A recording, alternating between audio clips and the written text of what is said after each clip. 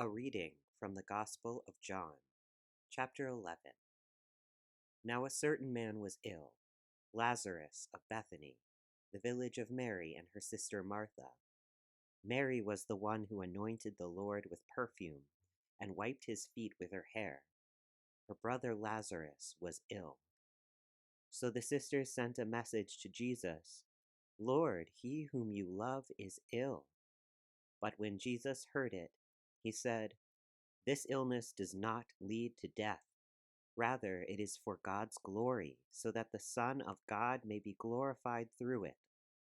Accordingly, though Jesus loved Martha and her sister and Lazarus, after having heard that Lazarus was ill, he stayed 2 days longer in the place where he was.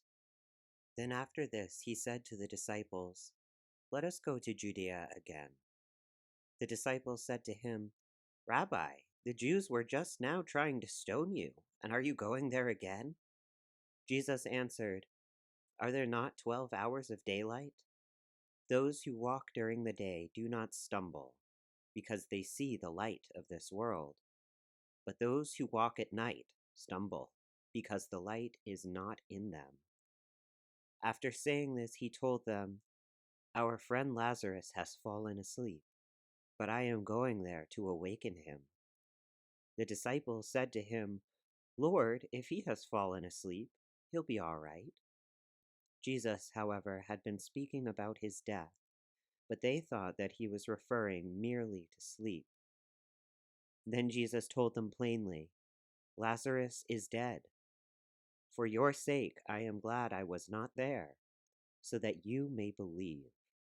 But let us go to him." Thomas, who is called the twin, said to his fellow disciples, "Let us also go, that we may die with him."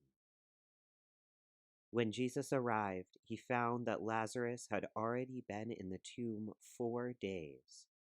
Now Bethany was near Jerusalem, some 2 miles away, and many of the Jews had come to Martha and Mary to console them about their brother. When Martha heard that Jesus was coming, she went and met him, while Mary stayed at home. Martha said to Jesus, "Lord, if you had been here, my brother would not have died. But even now, I know that God will give you whatever you ask of him."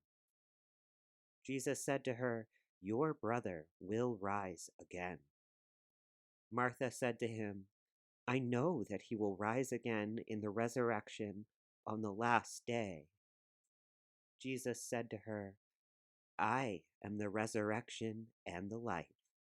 Those who believe in me, even though they die, will live, and everyone who lives and believes in me will never die.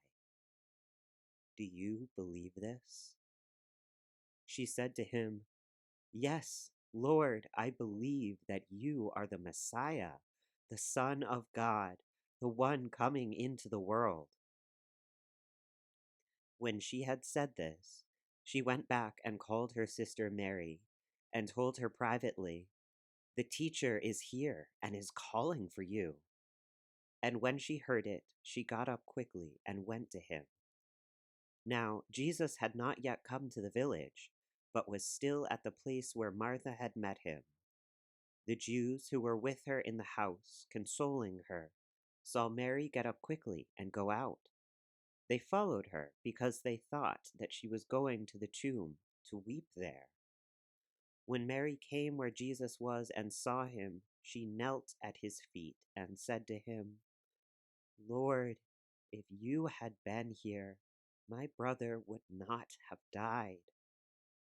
When Jesus saw her weeping, and the Jews who came with her also weeping, he was greatly disturbed in spirit and deeply moved. He said, "Where have you laid him?" They said to him, "Lord, come and see." Jesus began to weep. So the Jews said, "See how he loved him." But some of them said, "Could not he who opened the eyes of the blind man have kept this man from dying?" Then Jesus, again greatly disturbed, came to the tomb. It was a cave, and a stone was lying against it. Jesus said, "Take away the stone." Martha, the sister of the dead man, said to him, "Lord, already there is a stench, because he has been dead 4 days." Jesus said to her, "Did I not tell you that if you believed, you would see the glory of God?" So they took away the stone. And Jesus looked upward and said, "Father, I thank you for having heard me. I knew that you always hear me, but I have said this for the sake of the crowd standing here, so that they may believe that you sent me." When he had said this, he cried with a loud voice, "Lazarus, come out!" The dead man came out, his hands and feet bound with strips of cloth, and his face wrapped in a cloth. Jesus said to them, "Unbind him and let him go." Many of the Jews, therefore, who had come with Mary and had seen what Jesus did, believed in him.